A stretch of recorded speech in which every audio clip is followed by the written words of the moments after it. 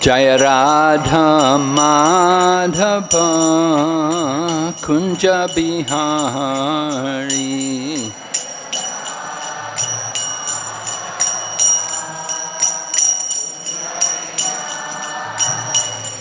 Jaya Radha Madhava Kunja Bihari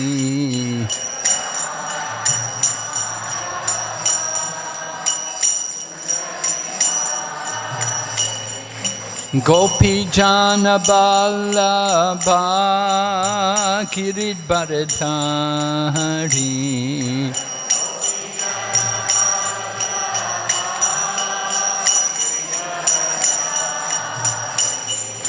Gopi Jana Vallabha Giridharadhari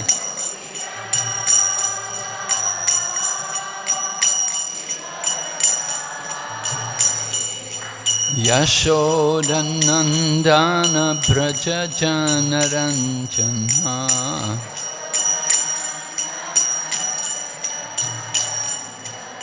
Yashodanandana Braja Janaranjana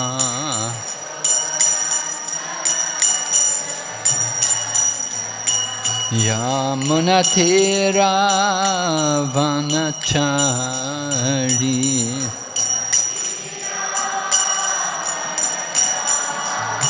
Yamunatira Vanachari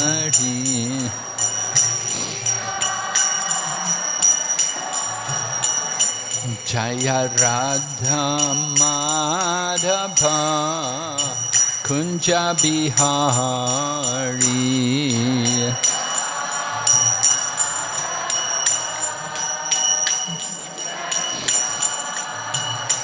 Hare Krishna, Krishna Krishna, Hare Hare, Hare Rama, Rama Rama, Hare Hare.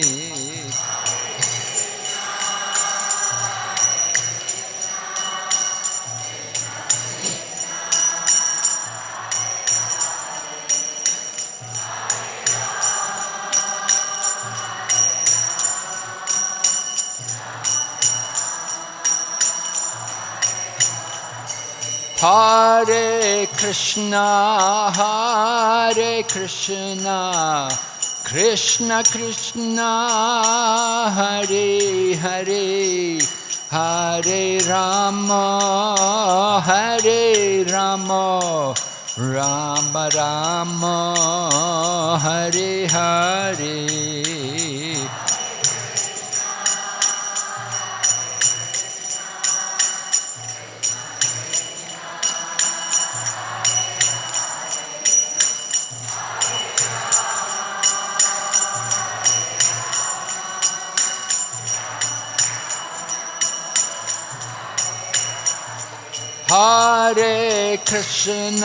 Hare Krishna, Krishna Krishna, Hare Hare, Hare Rama,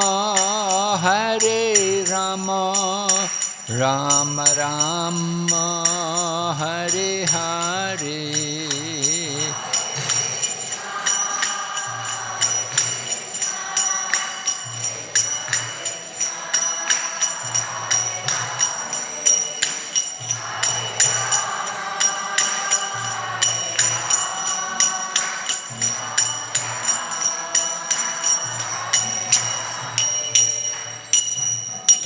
Gaur Premanande Om Namo Bhagavate Vasudevaya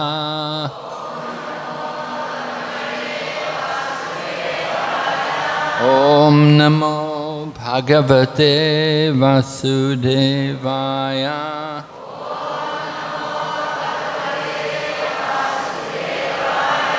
Om Namo Bhagavate Vasudevaya.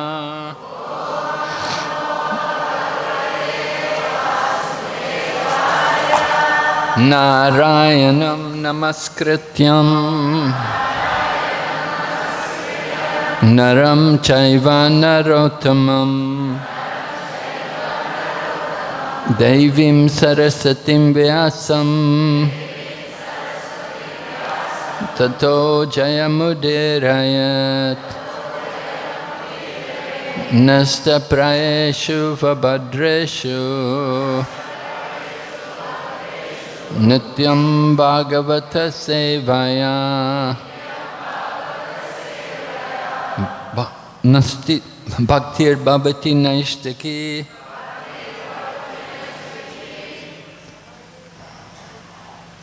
We're reading Srimad Bhagavatam, Canto 11, Chapter 2, text number 35. Yan astaya naro rajan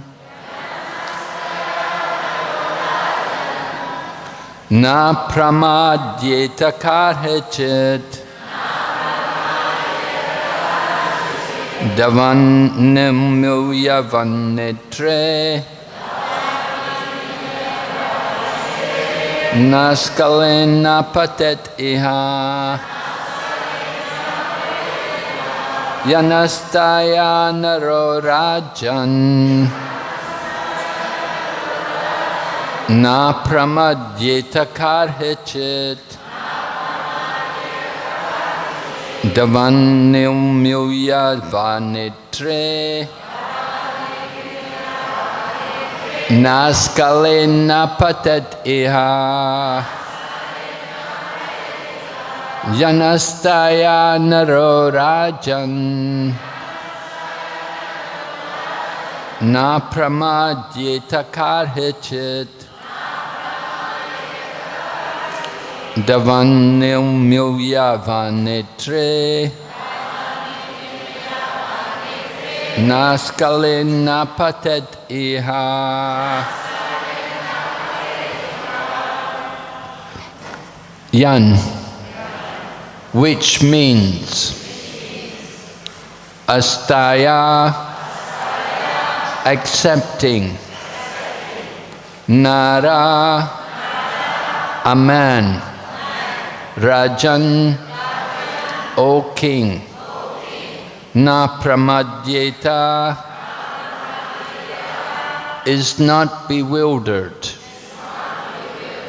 karechit, ever, davan, running, nimilya, closing, va, or, netre, his eyes, naskalet, will not trip, napatet, will not fall, iha, on this path. Translation. O king, one who accepts this process of devotional service to the Supreme Personality of Godhead will never blunder on his path in this world. Even while running with eyes closed, he will never trip or fall. There's a long purport here to this verse. We'll read some of it. According to Sridhar Swami, the word anja, easily, which is used in the previous verse, is explained in this verse. He states, anja paden noktam sakaratvam vivrinoti. By the word anja, the ease of performing bhakti yoga is established, and this will be elaborated in the present verse. In Bhagavad Gita 9.2, the Lord himself states, Pratyakshavagamam dharmyam susukam kirtam avyayam. The process of devotional service to the Supreme Personality of Godhead is eternal, and it is very joyfully and naturally performed. Srila Prabhupada comments, the process of devotional service is a very happy one. Why? Devotional service consists of Shravanam Kirtanam Vishnu. So one can simply hear the chanting of the glories of the Lord, or can attend philosophical lectures on transcendental knowledge given by authorized acharyas. Simply by sitting, one can learn, and then one can eat the remnants of the food offered to God, nice palatable dishes. In every state, devotional service is joyful. One can execute devotional service even in the most poverty-stricken condition. The Lord says, Patram Pushpam Palam. He is ready to accept from the devotee any kind of offering, never mind what, even a leaf, a flower, a bit of fruit, or a little water, which are all available in every part of the world, can be offered by any person, regardless of social position, and will be accepted if offered with love. There are many instances of this in history. Simply by tasting the tulasi leaves offered to the lotus feet of the Lord, great sages like Sanat Kumar became great devotees. Therefore, the devotional process is very nice, and it can be executed in a happy mood. God accepts only the love with which things are offered to Him. The essential point to be understood here is that when a living entity surrenders to the Supreme Personality of Godhead, he tells the Lord, "My dear Lord, although I am most sinful and unqualified, and for so long have been trying to forget you, now I am taking shelter at your lotus feet. From this day on, I am yours. Whatever I possess, my body, mind, words, family, riches, I am now offering at your lotus feet. Please do with me as you like."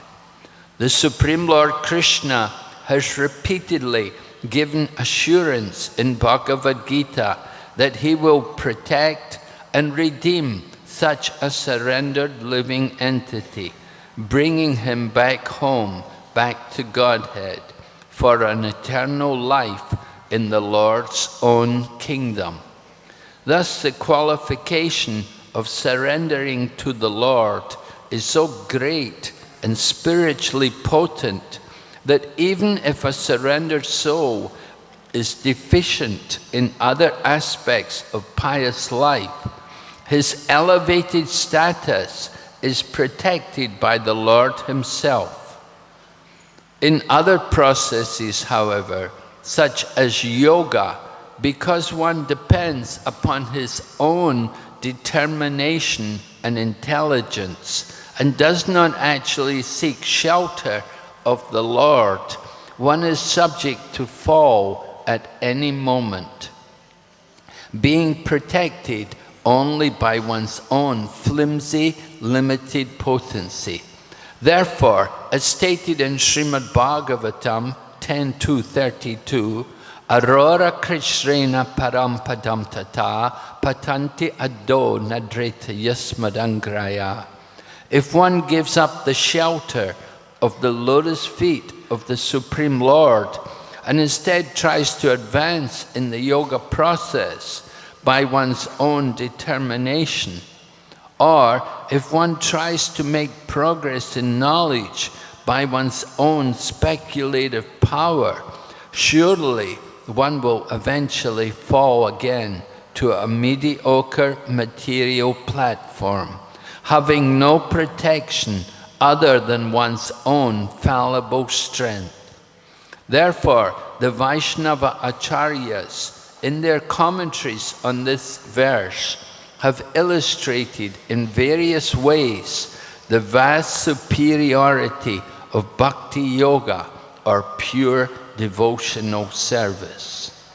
In this connection, Sridhar Swami states, even if running with both eyes closed, a devotee on the path of Bhagavad Dharma will not stumble. Closing one's eyes refers to being in ignorance of standard literature. As it is said, Shruti and Smriti scriptures are the two eyes of the Brahmanas. Lacking one of them, a Brahmana is half blind, and deprived of both, he is considered completely blind. In Bhagavad Gita 10:10-11, the Lord has clearly stated that even if a devotee is lacking in Vedic knowledge or ignorant of Vaishnava literature, the Lord personally enlightens him from within his heart if the devotee is actually engaged in loving service to the Lord. In this connection, Srila Prabhupada states, when Lord Chaitanya was in Benares, promulgating the chanting of Hare Krishna, Krishna Krishna, Hare Hare, Hare Rama, Rama Rama. Thousands of people were following him. Prakashananda, a very influential and learned scholar in Benares at that time, derided Lord Chaitanya for being a sentimentalist. Sometimes philosophers criticize the devotees because they think that most of devotees are in the most of the devotees are in darkness of ignorance and are philosophically naive sentimentalists. Actually, that is not the fact. There are very, very learned scholars who have put forward the philosophy of devotion.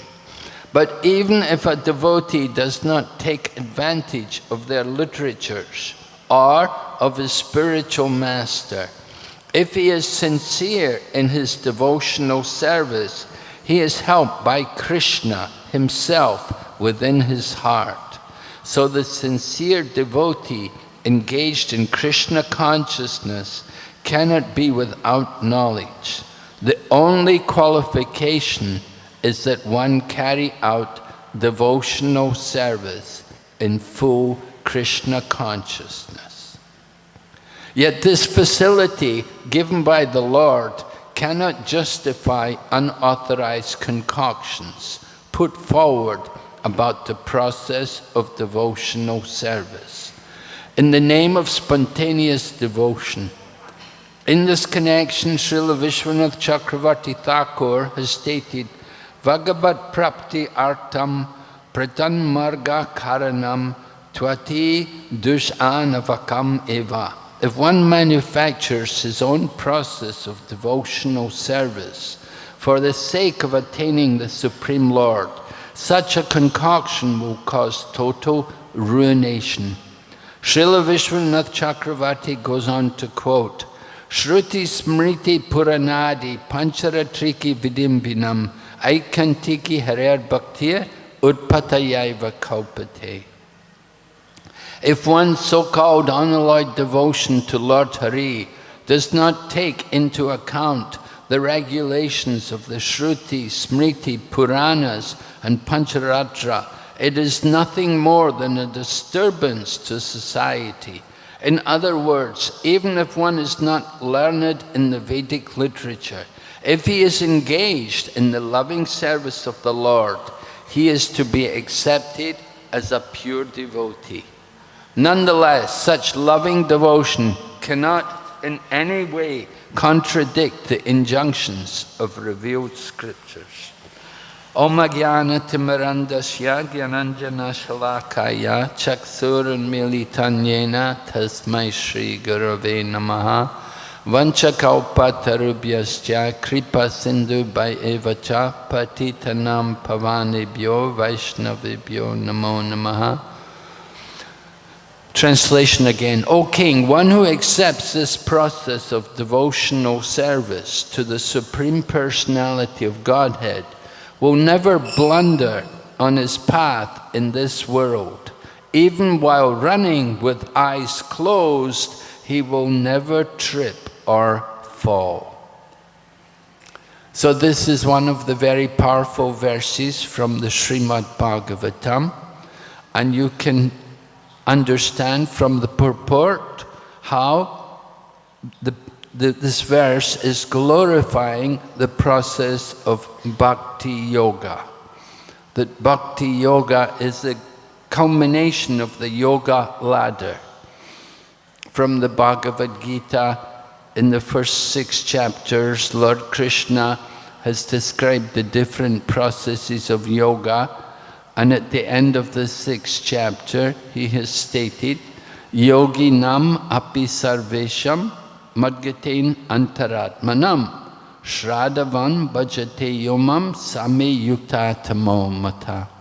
That out of all yogis, the one who is engaged in my devotional service, thinking of me within himself, then he is considered the highest, the best of all yogis.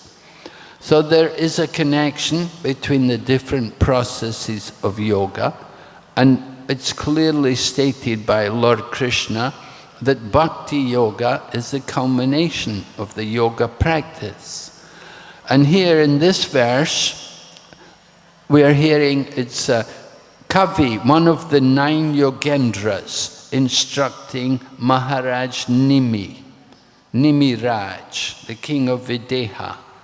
So the 9 Yogendras, they were the sons of Lord Rishabdev.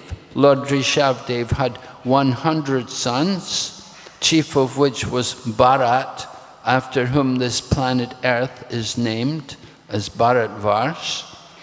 So the 9 Yogendras were all Mahabhagavat devotees. He had 100 sons, 9 of them were Bhagavat preachers, and they traveled the world preaching the message of Bhagavatam, describing the process of devotional service.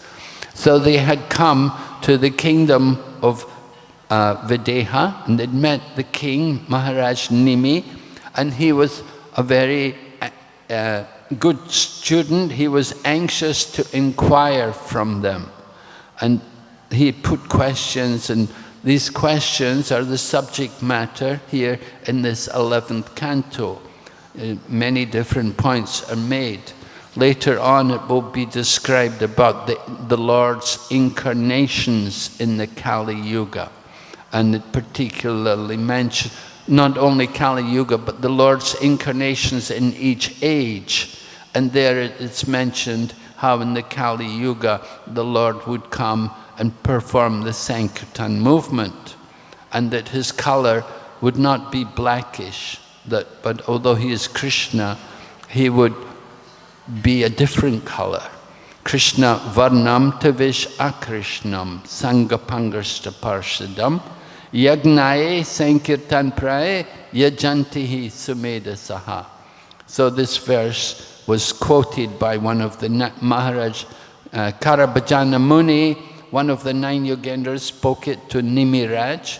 But here, Kavi is speaking to Maharaj Nimi, and he's describing to him the glory of devotional service, the difference between devotional service and other yoga processes. Other people, before coming to Krishna consciousness, we may have been considering whether or not we should take up bhakti yoga. Is this going to be the right process? Is this the best process? So Kavi is describing to Nemiraj here the supreme position of bhakti over all other processes. And he describes here, while running with eyes closed. Now, of course, you try to run with your eyes closed. Did you ever try to do that? Not very easy thing to do, you know. You don't see too many blind people running. But here it says, if you run with your eyes closed, you will never trip or fall. And of course the purport explains what is meant when he talks about eyes closed. That means you don't know the scriptures. There are two main divisions of scriptural knowledge. We have the Shruti and the Smriti. The Shruti being the 4 Vedas. So the Gyanis, they're very much in touch with the 4 Vedas. They follow the Shruti. Of course, in the Shruti there are also the Upanishads, and our Sri Ishopanishad is from the Shruti. But Bhagavad Gita and Srimad Bhagavatam is not Shruti. That is Smriti. So one eye is for the Shruti, one eye is for the Smriti. And in the purport describes if you don't know Shruti, then one eye is closed. And if you don't know Smriti, then the other eye is closed.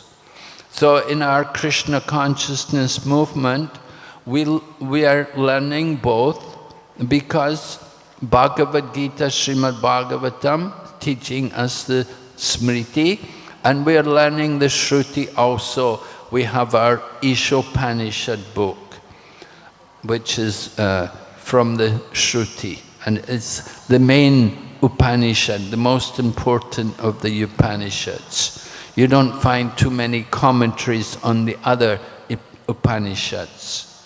So we have knowledge of both of these things. And when we are meeting people, sometimes we will be challenged. Just like one time, one of our devotees, His Holiness Hridayananda Goswami, was representing our Krishna consciousness movement, and he was asked to give a talk to a number of Sanskrit scholars. So the Sanskrit scholars, generally, they only follow the Shruti, and they're not very much eager to hear Smriti. They're generally Gyanis, and means also Mayavadis, impersonalists. So Hridayananda Maharaj was asked to give a talk, and he spoke, quoting some verses from Bhagavad Gita. And when, of course, when the professors heard Bhagavad Gita, they didn't take it very seriously, because they don't accept Bhagavad Gita. And if you just present Bhagavad Gita to these kind of people, they will reject it. But as he went on talking, then he introduced some verses from the Upanishads, and particularly one verse which is very important in preaching Krishna consciousness. He quoted one verse from the Upanishads which states, Nityo Nityanam Chaitananas Chaitananam Eko Bahunam Yo Vidati Kaman. And when he quoted this verse, then the scholars, the professors were, they were very agitated. Why he's quoting this, you know? They became very disturbed, because they could understand he was defeating their speculative understanding. Because this verse clearly states that everything is not one. These professors were all Mayavadis. They were all impersonalists, and they were thinking everything is one. But when he quoted this verse from the Upanishads, it clearly states that everything is not one, because it says, amongst all eternals, there is one supreme eternal being. And amongst all conscious beings, there's one supreme conscious being. And that one Supreme Lord is providing the needs of all others. He's maintaining everyone. So it's a very important verse in presenting the Vaishnava philosophy. Because in Vaishnavism, it clearly describes that there's one Supreme Lord and everyone else is his servants. And this is directly against the speculations of the Gyanis, these so-called professors and so on. They know Sanskrit and they can recite nicely Sanskrit mantras and so on, but they speculate about the conclusion of the scriptures. They don't have the shelter of Lord Krishna. And so ultimately they will fail in their attempts. And we quote the verse from the Srimad Bhagavatam as it was mentioned in the purport. Arora krishrena patam tatantada patanti addo nidreta yasmadangraya. They will fall down because their intelligence, although they're intelligent materially, they are not spiritually intelligent. Their intelligence is still contaminated by their speculative understanding. They try to understand the Supreme by the strength of their own mind. What can we understand with our limited senses and mind? Certainly it will be limited. We cannot expect to understand the Supreme Lord simply by the strength of our own mind and intelligence. Whatever we understand, it will always be limited and imperfect. But if we want to understand the absolute truth, we have to hear, and the process is to receive transcendental knowledge. There are two processes. There is ascending knowledge and descending knowledge. If you try to get knowledge by the ascending process, it's a lot of trouble. Prabhupada gives a very clear example. He said, just like the young boy wants to know who is his father. So he can go to so many ladies, he can go to so many men rather, he can go to so many men and say, are you my father? Are you my father? Are you my father? And in this way, he will labor very hard. He may never find his father. But if he simply goes to the mother, then the mother can immediately say, who is the father? So this way we understand descending knowledge is easy and practical for us. We want to take the advantage of something which is easy and practical. The other process, ascending process, is a lot of trouble and very difficult. Very rarely the Jnanis become perfect. Bhagavad Gita also says, after many births and deaths, one who is actually in knowledge, he will understand Vasudeva Sarvamiti Samahatma Sadurlabhaha. And this is the goal of knowledge. The goal of knowledge is to understand Vasudeva Sarvamiti. But such a soul, such a Mahatma is very rare. But if they will take to the process of bhakti, very quickly they can make progress. One doesn't have to be a great scholar. We just simply have to engage in the service of Lord Krishna. And we actually have seen in the course of the Krishna consciousness movement how devotees have come from so many different kinds of backgrounds and taken up Krishna consciousness, and they could leave the body in a glorious circumstance. If we go to Mayapur, in Rajapur, at the Jagannath Mandir there, you can see there's a Pushpa Samadhi of Jayananda Thakur. Jayananda Prabhu was an early disciple of Srila Prabhupada. And he had graduated from university, but he took a simple job as a taxi driver. And he was driving taxi during the day, but he became a devotee. He became a devotee in the very beginning of our Krishna consciousness movement. And he gave Prabhupada $5,000, which was a lot of money in 1960s. He gave it to Prabhupada to print the Nectar of Devotion book.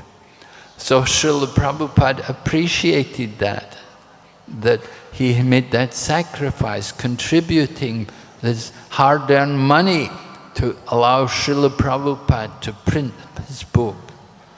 And Jayananda, somehow he contacted leukemia, and he was leaving the body, and he could have bought medicine to help him with the pain, but he said, I don't want to waste the money on my useless body.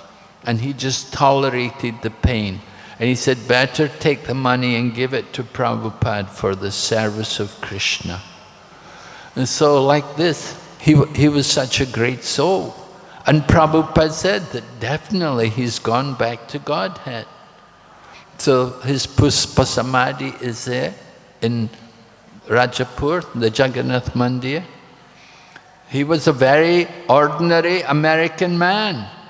He was not brought up in the Vedic culture, but he took to Krishna consciousness.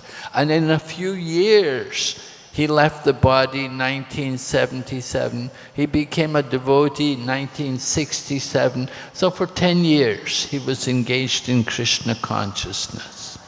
But Prabhupada said he went back to Godhead. So some people go back to Godhead very quickly. Some people takes more time. Sukadeva Goswami had 7 days to prepare.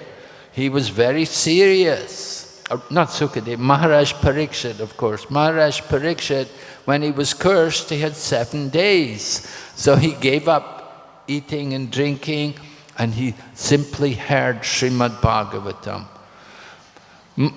Sukadeva Goswami wants to encourage Maharaj Parikshit, because Maharaj Parikshit may have been thinking, I only have 7 days, I don't have much time to prepare. So Sukadeva Goswami wants to encourage him that you don't need a lot of time. And he gives the example about Khatvanga Maharaj. That Khatvanga Maharaj he had been fighting for the demigods against the demons. And after some time, Kartikeya came to take his place. So the demigods told Khatvanga, you can take a rest now, you can stop. And they said, we're so thankful to you for helping us, we will give you benediction. So he said, just tell me, how long do I have left in this world?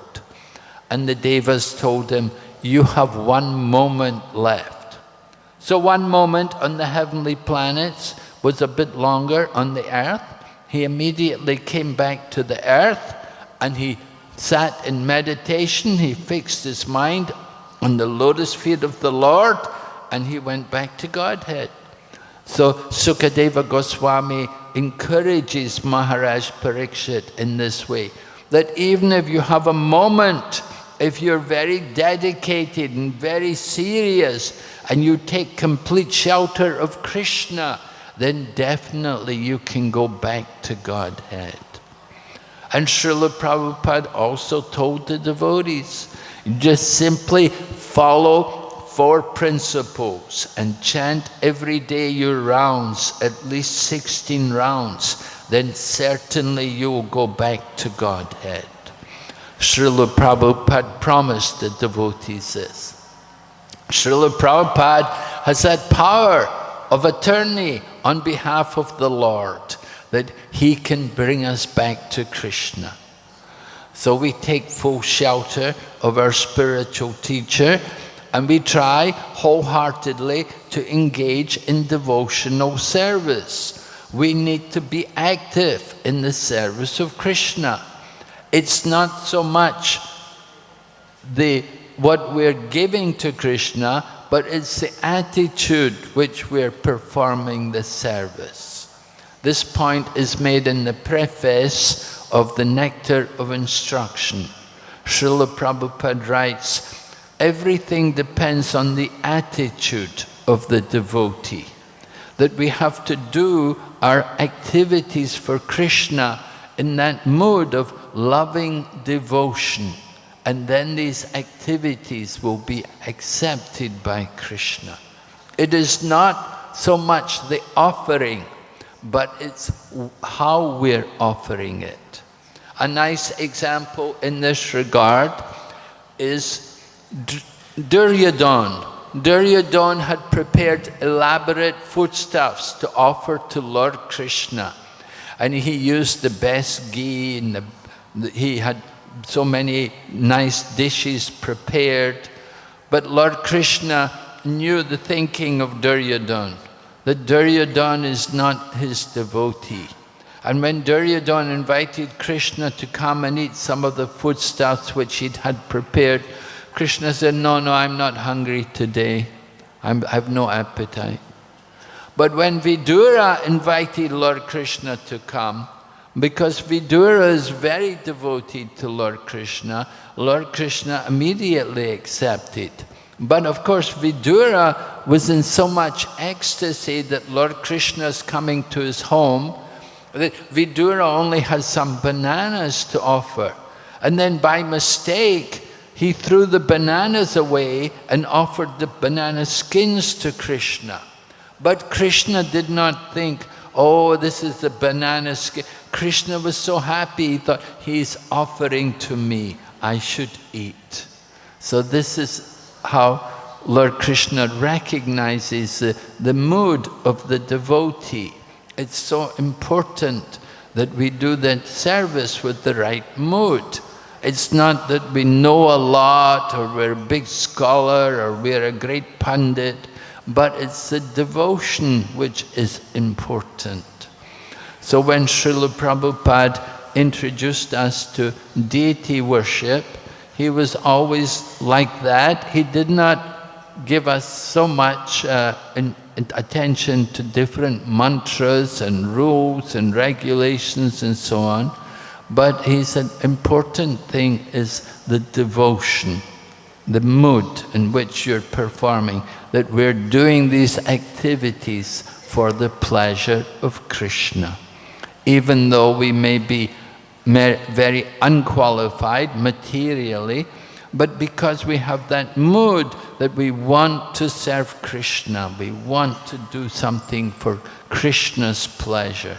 That is the important aspect of devotional service. And this point is being made here in this verse. And the purport also then goes on to elaborate and talk about how some people, they take advantage of that point and they think, well, Krishna's telling me to do these things. Just like there was this one lady in one country where I travel, there was this one lady, she saw how we were preaching Krishna consciousness, and she decided she wanted to do her own thing, her own way. And so she wrote a book, and then she said, Krishna told me Bhagavad Gita is too old. We need a new book. He said, Krishna told me to do it. And like this, and it was totally nonsense, speculations. There was nothing based on any shastra. It did not follow sadhu shastra or guru. There was no parampara. It was just simply nonsense, garbage, which she was writing. But somehow she attracted so many people. People want to be cheated, and somebody comes along, they're very gullible. they're easily taken in. So we try to present the truth, but the truth must be according to Sadhu, Shastra and Guru. In the purport, our commentators have quoted the verse that if you perform devotional service which is not in relation to the Shruti or the Smriti or the Puranas or the Pancharatriki, then it is simply a disturbance in society. It just simply disturbs society, disturbs the faith of the people who are following strictly, creates so much disturbance that they present some nonsense philosophy, full of their own ideas and speculations. And it just simply creates turmoil and confusion in the minds of innocent people. So we have to become strong, we have to become fixed in our Krishna conscious philosophy. That is why it's very important for us to read Prabhupada's books regularly and know what is the philosophy. Then we will not be tricked. Unless we read regularly, then we will not know what is this real path of devotion. And we will never appreciate how fortunate we are to come to Krishna consciousness. So it's very important verse here, which we have been reading. The verse was given to me by the organizers. They asked me to speak on this verse. It's a very good verse. You often find it referred to by the acharyas and describing that the supreme benefit of bhakti yoga, that we have Lord Krishna to help us in everything. Just like Prabhupada said one time, he said, you can bring anyone to me and I will answer them. I will answer their questions. He said, because Krishna will tell me. So Prabhupada had that faith that Lord Krishna is going to help. Tesham satata yuktanam bhajatam pritipurvakam dadami buddhi yogam tam yena mamupayanti te. To those who are constantly devoted and worship me with love, I give the understanding by which they may come to me. So Lord Krishna helps the devotee. Because if we are properly devoted, if we are really trying our best to want to serve Him, then Lord Krishna will help us to go back to Him. Of course, we have to be genuine in our efforts to cultivate Krishna consciousness. We have to put aside all the nonsense. We have to put away all of our material desires. And we have to simply want to be Krishna conscious. So we can see, coming here to this place for the weekend, we had an opportunity for a lot of Krishna conscious association, a lot of Krishna conscious activities, and we could do a lot of hearing and chanting, which are so important for us in Krishna consciousness. So we're very grateful to the organizers that they could take so much trouble, and we thank all of the devotees also for coming and participating in this wonderful event here over the weekend. We have a lot of things to do. We have a lot of activities going on in our own centers, and it's difficult sometimes to detach ourselves from other activities. But I think everyone who has come here has received a lot of benefit and is highly appreciative of everything which has taken place. So thank you very much. Are there any questions?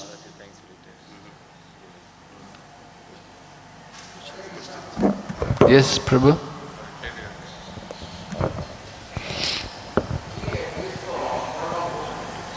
Just take the mic, yeah? We at ISKCON Kuala Lumpur, we operate two booths. One is Thaipusam and one is Deepavali Carnival. We distribute books, Prabhupada books. I'm sorry, I can't understand what he's saying. We're offering what? No, we operate two booths during Deepavali and Thaipusam in Kuala Lumpur. Where we distribute Prabhupada books, Bhagavad Gita, Srimad Bhagavatam, and all the books, Prabhupada books. Okay. During I had one experience when I was distributing.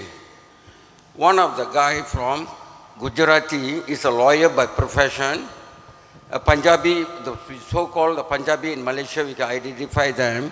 He came to our booth. So I was giving him a Bhagavad Gita. I gave him a Bhagavad Gita. I said, it's a very good book. Why don't you read it? He said, he heard about the Bhagavad Gita, no doubt of that. But according to him, they surrendered to Guru Nana. So when they surrendered to Guru, whatever the Guru says, they listen. So they don't have to go higher authorities or supreme. Whereas in ISKCON, we are emphasizing that Bhakti Yoga should follow to Supreme Lord. And of course, Guru plays a part in between the Paramatma and Atma. Now, how shall we identify that he is more constant Guru than Paramatma? He is more concerned with the Guru. With the Guru. Than Paramatma. Who was the Guru? Come again? What was the Guru? Guru Nana. Guru Nanak. The Punjabis, they pray to Sikh. Guru Nana. Yeah, Sikh. Yeah. So they surrender to Guru Nana, so they don't have to pray to any other god, demigods or supreme gods. So Guru plays a very important role between the Paramatma and Atma. So how shall we how can we convince them? I mean, we have to explain to them. Yes. Thank you, Guru. Yes. So Prabhu is saying there's some people, they only listen to the Guru. They don't worship the Lord, and they don't, well, they have the Shastra, but the Shastra is from the Guru, right? The Shastra. Philosophy of Guru Nana. Yes, right. They have the book, the only book is from their Guru, so they only hear from the Guru. They don't hear from anyone else. They don't have any deity. They don't worship God. Well, in other words, they're impersonalists, right? Because they only follow the Guru. They don't worship God. They just follow the Guru. So they're not going to get the mercy of the Lord. They have the shelter of their Guru. Actually, if you know Guru Nanak, the Guru Nanak actually tells people to chant the holy name. In the Granth Sahib, the book of the Guru Nanak, it actually talks about chanting the holy name. And they're encouraged to chant the holy name. But they don't do it. It's even said Lord Chaitanya, he was on the planet at the same time as Guru Nanak. And one devotee wrote an article one time where he described that he said that Lord Chaitanya had met Guru Nanak, or Guru Nanak had met him. There was something about it, some meeting. But what happens is, in course of time, people talk about following the Guru, but they just take the parts they like. They don't follow everything the Guru taught. You know, they're supposed to follow the Guru, but the Guru also tells them to worship the Lord. Just like one of the Gurus there in the Sikh religion is Guru Govind Singh. So his name is Govind. You know, it's the name of the Lord. They use the name Govind.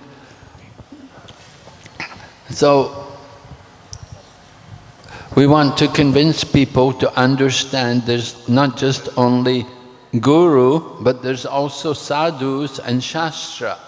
And you have to have a check on what the Guru is teaching. If we don't check what the Guru teaches, then you can be easily misled. So if we have also Shastra to support it, and then also other sadhus, then you can, just like in the Bhagavad Gita, in the 13th chapter, Lord Krishna is explaining an important point to Arjuna to understand whether or not there's oneness or duality. And so Lord Krishna states that according to the Vedanta Sutra, Lord Krishna mentions Vedanta Sutra, that he said this point is explained in the Vedanta Sutra and is also presented by the previous great sages also.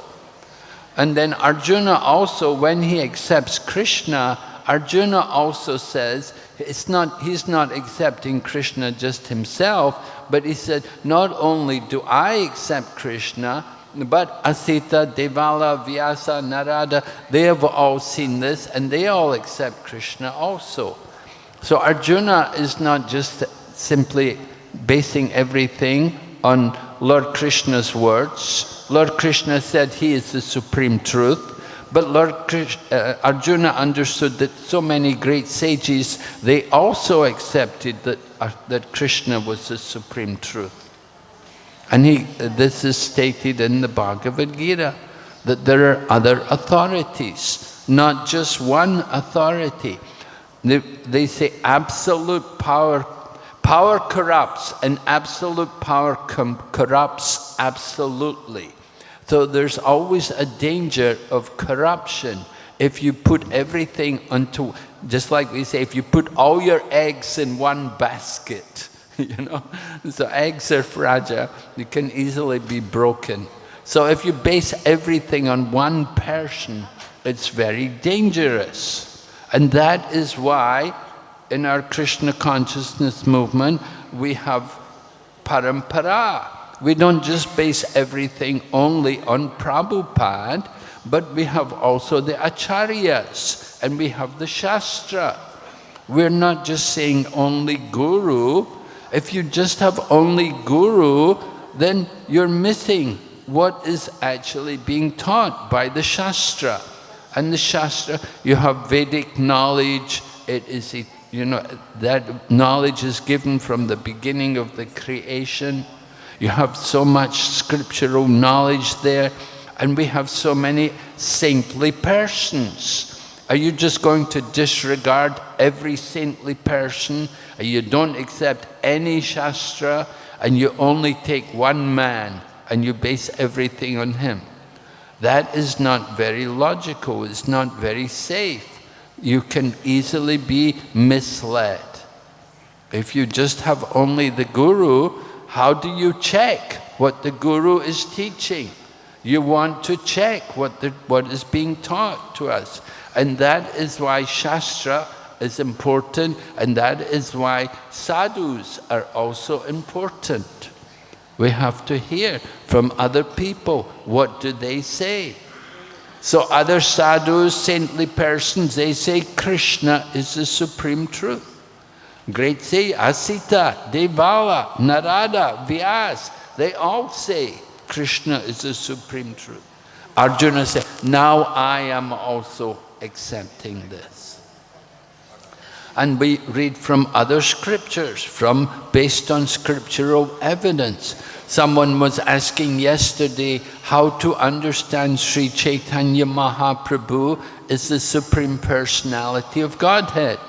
So we have Shastra, we have Shastric evidence. Srimad Bhagavatam, 11th canto, Karabhajana Muni says to Maharaj Nimi that Krishna comes in the Kali Yuga to establish the Sankirtan movement.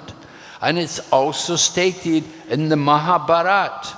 In the Mahabharata it also describes how the Lord will come in a golden color, and in his early life he'll be a householder. Later on he will renounce everything. and he will be peaceful, and he will vanish the impersonal philosophy by his teaching. So Shastra is there to present the position of Chaitanya Mahaprabhu, and so many great sages are also there who follow Mahaprabhu, who present the teachings. There was great people, personalities like Sarvabhauma Bhattacharya, and probably in the purport here today we heard Prakashananda Saraswati, who was a very prominent person.